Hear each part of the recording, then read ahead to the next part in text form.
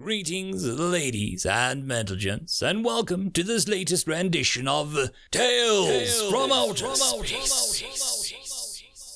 Taken from the subreddit HFY. All the relevant links will be down below. And as always, I hope that you enjoy, and if you do, please consider supporting the channel. Now, on to the science fiction. A quick addendum. Somebody recently pointed out I haven't shilled my merch store in a while, and there is new stock there, so this is me doing that. If you wish to buy some merchandise such as hoodies, flags, and shirts, then please check out the store in the description down below. There will be new designs coming in the future, and I will announce them as well. Anyways, back to the fiction. Story number 1, In Defense of Kailos. Taken from the TG board and posted by both usernames.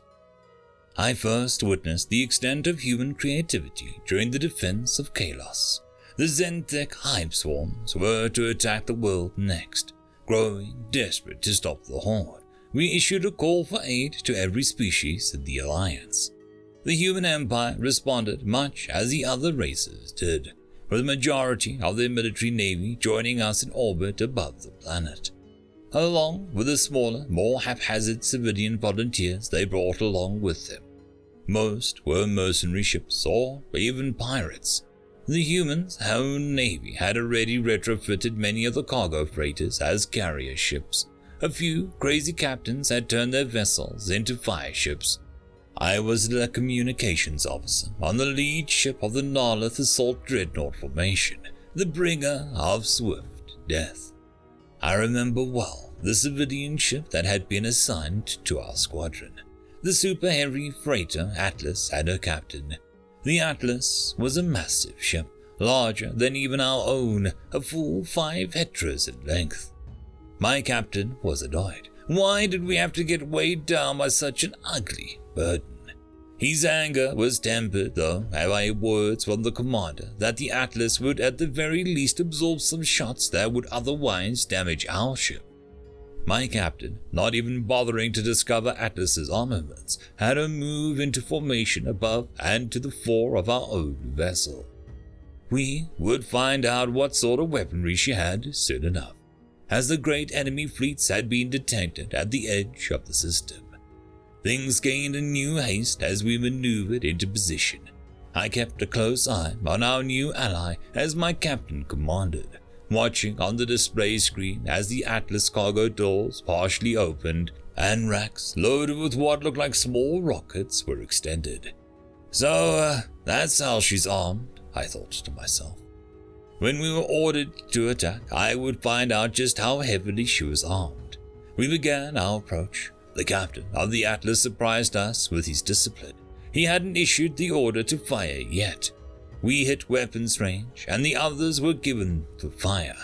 Our highly trained weapon crews were pouring a pinpoint laser fire into the approaching fleet before they could get first shot back at us. It was when the enemy fire was impacting our shields that we saw the distorted cloud of fire that came from above our ship. At first I thought that the Atlas had been destroyed, but it wasn't so. As I watched on, the screens indicated that she was surrounded by a storm of fire, of streaking fire rocket exhaust. She was launching her payload like nothing I'd ever seen. We Narleth prefer to fight with lasers and batteries. What I thought of to launch racks were more like ramps acting to guide the rockets as the Atlas's captain simply dumped them into space. Then their engines fired, sending them streaking towards the enemy. Not 2 or 3 at a time like our own massive anti-ship missiles, but in the thousands. A never-ending stream of explosive death was spat towards the enemy, in a way I had never dreamt possible. Any enemy ships that made the mistake of getting in the way of Atlas was quickly ground to nothing but debris as thousands of rockets' hits took their toll. The constant bombardment rapidly dropped enemy shields and smashed entire bomber waves. However, the smaller missiles were not so effective against the heavily armored shell of enemy capital ships. While the Atlas had a few capital ship kills to her name, It took tens of thousands of hits to achieve each one. We quickly learned much more effective means of destruction. We were followed in close formation by the Atlas until the missile's hits had caused the shield breach somewhere, at which point our own laser batteries would exploit the rift, destroying enemy ships quicker than we could have without her support. Turns out that the captain of the Atlas had been offloading a shipment at an old military station when the call for aid was sent. He had been a gunnery officer in the human navy and knew some of the depots storing old and now outdated orbital attack munitions, something that was left behind with the Empire's military mobilized to our aid. Using some contacts, he had quickly jumped from station to station, filling his holds and turning his ship into an improvised missile boat with a staggering amount of ammunition. The day that he came to our aid armed with 4,030,020 ground attack missiles. When we limped home victorious that day, her hold was empty. Now, I am gladder than ever that we are an ally of the humans, as I witnessed the launching of the new Atlas-class missile attack dreadnought. End of story. The Makers, written by Hayner. Humans, an endlessly amusing species, let me tell you. New to the galactic stage, and already they seem to be making progress in leaps and bounds unheard of from a species so young. Oh no, they aren't some hyper-intelligent race of hulking behemoths or anything so outlandish. Quite average, really. Maybe even below galactic average in some cases. Why? Let's take a look at their recent military exploits and see if you can't find your answer there.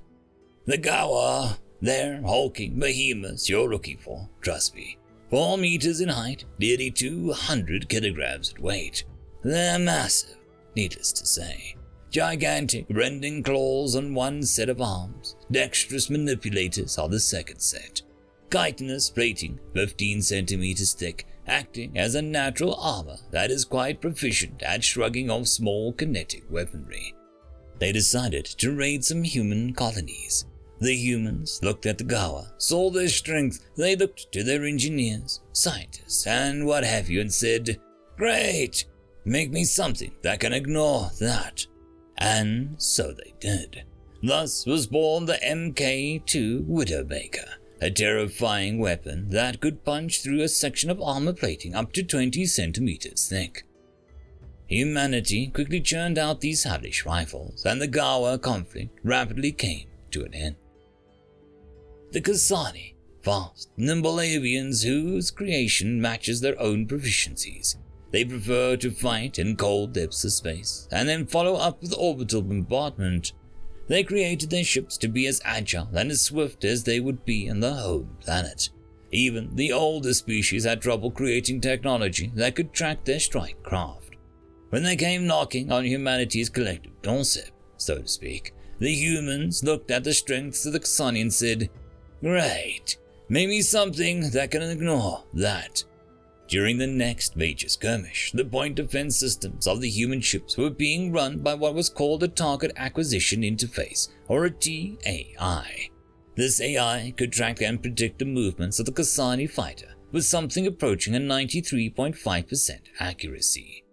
Smug little avians had a very rough time after that. Now I see the same race of thinkers and problem solvers pushing their way into the realm of galactic politics. I fear that as we speak, they are looking at our rules, our laws, our sanctions, and then turning to the lawyers and politicians and saying, "Great, now do something to let me ignore those." Worst part, it'll probably happen. Better start picking at least one human language to learn, kid. End of story. And that, my friends, concludes this video. I hope that you enjoyed, and if you do, please consider supporting the author, even by popping over and leaving a thumbs up or a nice comment, just to show your appreciation for the story. However, if you wish to support this channel, there are links down below which will help immensely. I will see you all in the next one. And until then, I hope that you have a fantastic day. Cheers.